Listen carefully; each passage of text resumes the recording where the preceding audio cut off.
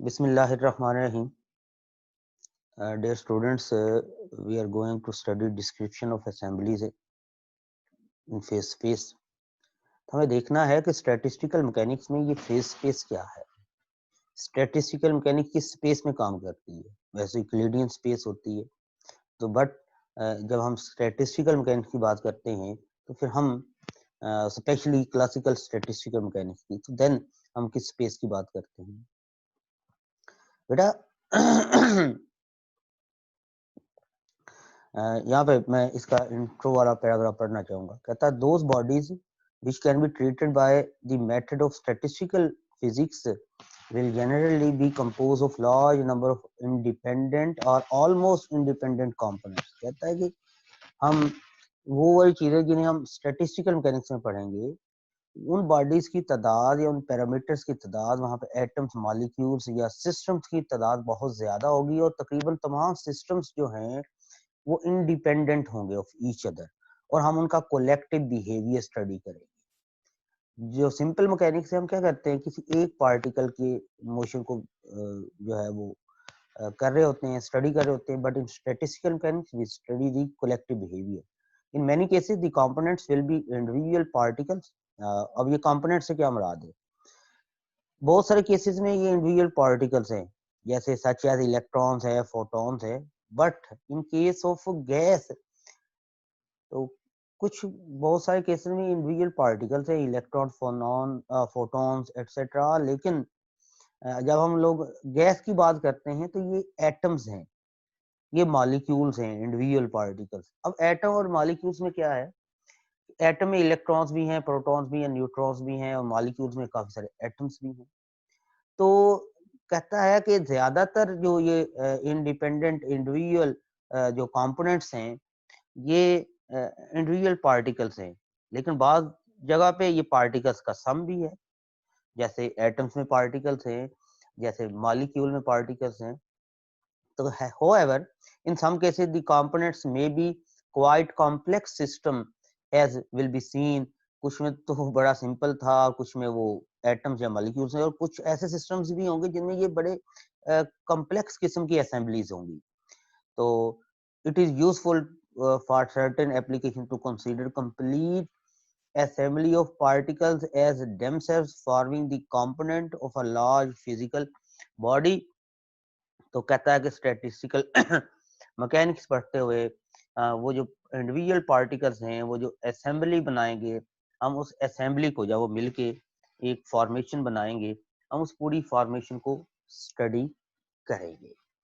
अब वो जो जस्ट लाइक पार्टिकल्स की बात कर रहे थे, जैसे फ्री इलेक्ट्रॉन गैस में बात करें, या फिर photons inside the black body radiations की बात करें, तो ये जो इंडिविजुअल पार्टिकल्स हैं इन्हें हम कहेंगे systems. Every particle correspond to a system, या every atom correspond to a system, every molecule correspond to a system.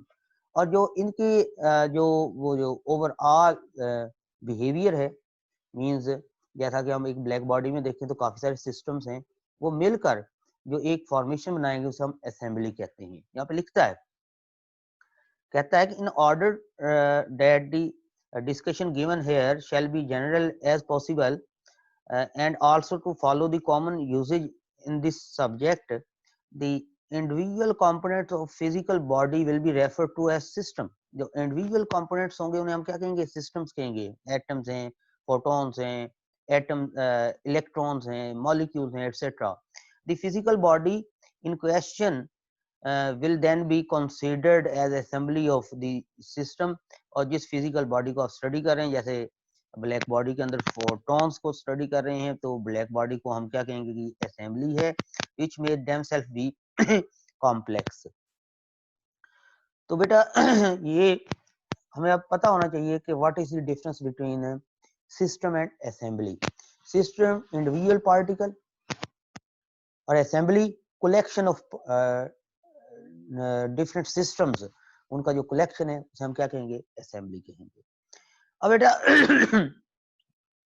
In classical mechanics हम किसी भी बॉडी की पोजीशन और उसकी जो ट्रेजेक्टरी है उसे शो करने के लिए पोजीशन और मोमेंटम स्पेस का सहारा लेते हैं।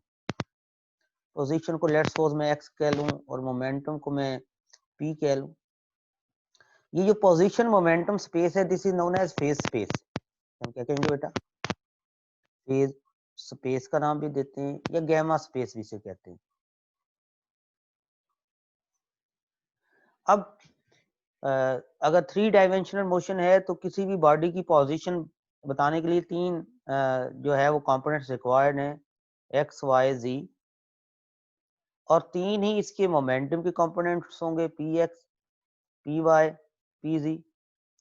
तो एक स्पेस ये जो पोजीशन और मोमेंटम स्पेस है, तो बेटा अगर हम इस स्पेस की बात करें इसमें 6 हमारे पास कोऑर्डिनेट्स आ रहे हैं। ये मोमेंटम कोऑर्डिनेट्स हैं, ये पोजीशन कोऑर्डिनेट्स हैं। तो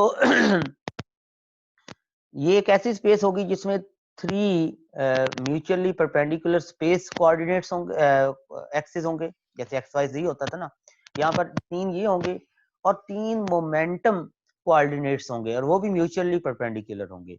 तो मुझे पता चलेगा gamma space is a 6 dimensional space और इसमें 6 के 6 जो कोऑर्डिनेट्स हैं, 3 पोजीशन कोऑर्डिनेट्स और 3 momentum coordinates, are these 6 coordinates are mutually perpendicular to each other. This is known as phase space. हम phase space कहेंगे और ये आप इसे पढ़ सकते हैं यहाँ पर बेटा। बड़ी क्लियर बात है। अगर सिंपल बात करनी हो क्लासिकल मैकेनिक्स पे तो हम बात करते जाएंगे, बट हमें यूनिवर्सिटी के जो कोर्स आउटलाइन है उसमें रहना है, उससे बाहर नहीं जाना। दैट्स वाई हम सहारा लेते हैं कि हमारे पास कोई ना कोई बुक खुली हुई हो, जो रेफरेंस बुक हो, ताकि हम उसके स्कोप से बाहर ना जाए। That is very simple. अब इसके बाद वो बात करता है वॉल्यूम ऑफ द स्पेस की।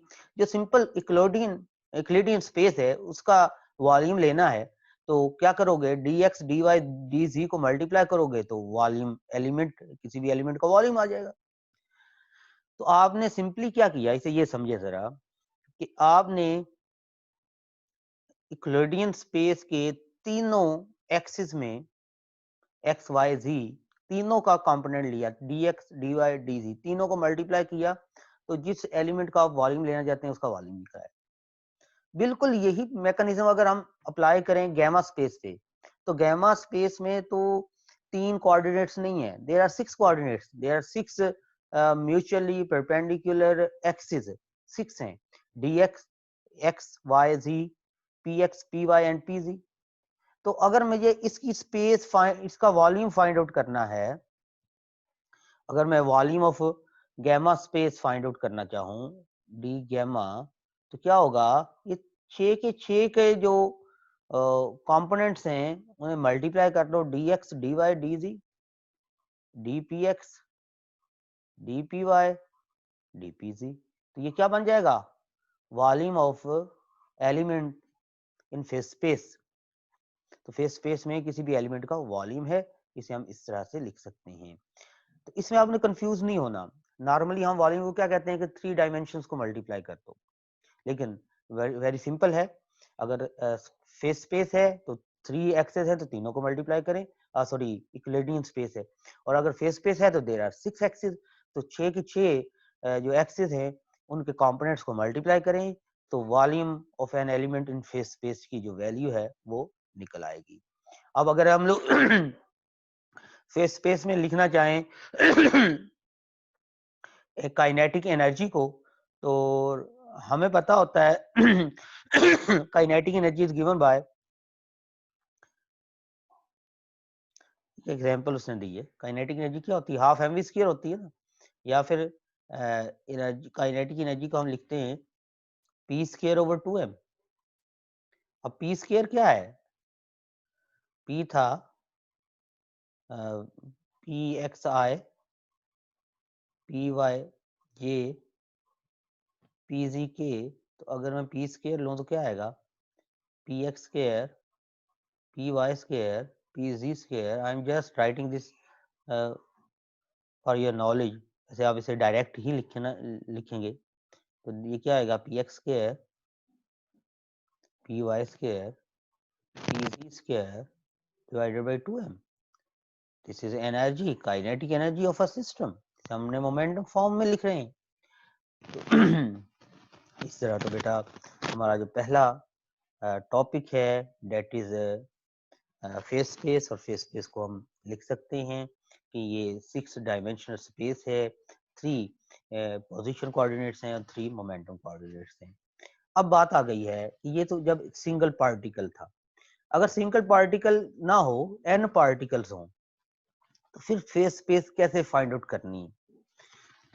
If there are n particles, there will be n x coordinates, n y coordinates, n z coordinates.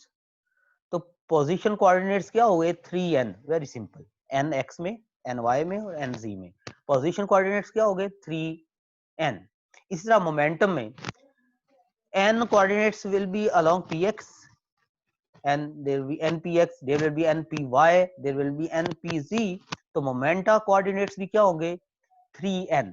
तो टोटल कितने हो गए? 6n डायमेंशनल स्पेस ये बनेगी। पहले तो 6 डायमेंशनल थी ना, अब नंबर ऑफ पार्टिकल्स से मल्टीप्लाई कर दो तो 6n डायमेंशनल स्पेस। अगर लेट्स सपोज 2 पार्टिकल्स हैं तो ये 12 डायमेंशनल स्पेस बन जाएगी, 3 पार्टिकल्स है तो 18 डायमेंशनल स्पेस बन जाएगी, 4 पार्टिकल्स है तो 24 डायमेंशनल स्पेस बन जाएगी। Just you have to multiply the number of particles with 6, it will define the total number of axes in the phase space. तो बेटा अगर इसका वॉल्यूम लेना तो बिल्कुल वैसे ही आएगा। इसे लेते हैं ना dx dy dz dpx dpy dpz, इसमें हर एक पार्टिकल के लिए अलग लेना है। dx dy dz dx1 dy1 dz1 dpx1 dpy1 dpz1। इसी तरह दूसरा आएगा dx2 dy2 dz2 dpx2 dpy2 dpz2 so on. आगे चलता जाएगा। इस तरह कोई कंपोनेंट आएगा dx आए, dy आए, dz आए, dpx आए, dpy आए, dpz आए, और ये लेट्स सपोज n कोऑर्डिनेट्स क्या आएगा? dxn dyn dzn dpxn dpyn dpzn। तो ये बड़ा सिंपल है इसे लिखना।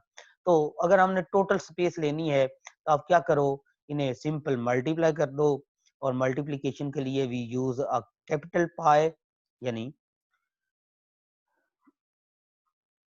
6n क्या था?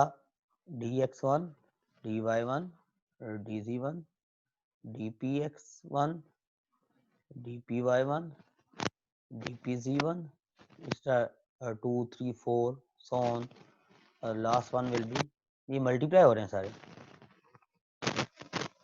dxn dyn dzn dpxn dpyn dpzn। और अगर हम इन सभी को लिखें तो ये i equals 1 to n dxi dyi dzi dpxi dpyi dpzi। तो इन सभी का जो प्रोडक्ट है ये क्या हो जाएगा? Volume of 6 n dimensional space का ये जो वॉल्यूम है ये हम कॉन्स्टिट्यूट कर लेंगे, इस तरह से बना सकते हैं। तो आप यहाँ पे भी लिख रहे हैं इसे सिंपली ऐसे लिखा जा सकता है, यानी जितने भी एलिमेंट्स थे सब के वॉल्यूम्स को लेके मल्टीप्लाई कर दो, टोटल वॉल्यूम निकल आएगा। उसी तरह अगर ज्यादा पार्टिकल्स हैं उनकी ज्यादा एनर्जीज होंगी, हर पार्टिकल की अलग अलग एनर्जी होगी, सबका समेशन ले लो और सबको इस फॉर्म में लिखा जा सकता है। तो बेटा ये हमारा टॉपिक है face space, first topic of course outline, इसे आपने पढ़ना है, that is very much important. इसके बाद है एवरेजिंग बिहेवियर, हम एवरेज कैसे कैलकुलेट कर सकते हैं? बेटा ये बड़ा सिंपल है, हम लोग पढ़ते आ रहे हैं। अगर हम इसमें थोड़ा सा एवरेज की बात करना चाहें तो हम किसी भी चीज की एवरेज लेना चाहते हैं, जस्ट लाइक वेलोसिटी की एवरेज लेना चाहते हैं, एवरेज वेलोसिटी, तो हम क्या करते थे? v n of v dv integral को हम लोग डिवाइड कर देते थे n of v dv पे, ये टोटल नंबर ऑफ पार्टिकल्स था। ठीक है, इसे हम लिख सकते हैं ये n of v d v over n of v d v integral. तो ये वाला जो फैक्टर है ये जो बनता है